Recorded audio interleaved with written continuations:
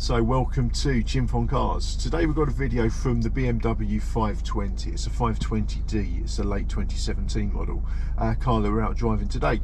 So we've got an automatic gearbox and we've got an auto hold feature with the gearbox, as a lot of BMWs do have, automatic ones of course. So it's not something you get on a manual car.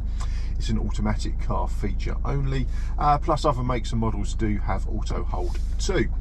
So if you've not already subscribed to my channel, please do so. We've got lots of interesting stuff coming up, and about learning to drive, driving skills, stuff from inside the car. Join us and find out what we've got coming up in the future. So today then we're looking at this auto hold feature, which is a button down here. Let me just open up our center console so you can see it from the camera in the middle there, the big camera. So auto hold is just there. If I press it, a little green light illuminates it. If I press it again, it unilluminates it, turns it off. So at the moment it's not engaged auto hold. And let me show you the difference and you'll understand how it works. So I'm just going to put the car into D. And I've got a cool feature that I'm going to show you at the end of this video of how the car puts itself into park by itself. If you don't know already, hang around till the end for that. So I'm parked on the wrong side of the road, or the right side if you're in the USA, but for us in the UK it's the wrong side of the road. So I'm just going to check, make sure it's safe. I'm going to get out onto the correct side. So auto hold is not engaged at the moment. I've got nobody behind me. I've come to a nice quiet road, so I'm just going to put my foot on the brake, come to a complete dead stop. Because auto hold's not there, as soon as I lift off the brake, the car's going to start moving forward. The auto stop start kicked in there because the engine's already warmed up. If I push the brake again, in fact let me turn the auto stop start off, that will confuse things. So put foot on the brake, car comes to a stop, traffic lights, whatever the reason, no one behind me. If I lift off the brake, the car just starts moving again.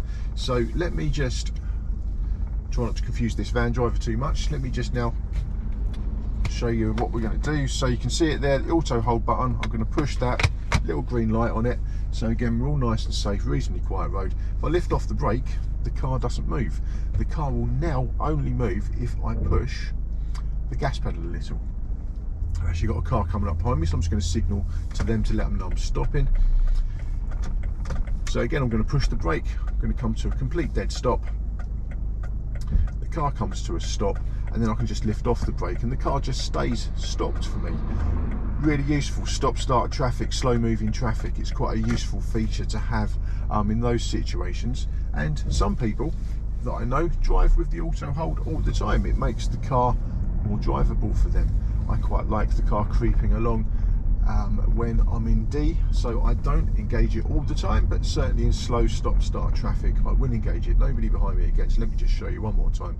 Foot on the brake, the car will come to a complete dead stop, and then if I lift off the brake, it's not going to go anywhere until I push the gas pedal. There's a little green light up on the dashboard, just lets me know. There's a little green parking light button comes up when the auto hold's engaged there. So that's how the auto hold works then. So like I say, useful for many situations, including slow moving traffic. Okay, so let me now show you that auto park thing. A little bit misleading. Let me show you what I mean by it. So I'm in D at the moment, so if I just come up to a complete dead stop, auto hold's engaged, the car's just going to stop as it does.